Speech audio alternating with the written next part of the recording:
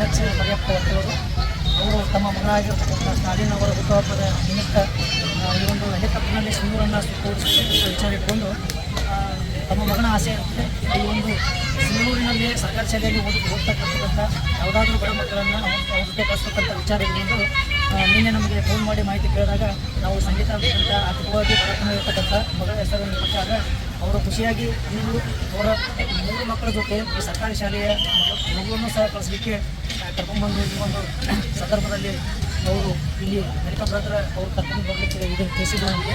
ಅದರಂತೆ ಕರ್ಕೊಂಡು ಬಂದಿದ್ದೇವೆ.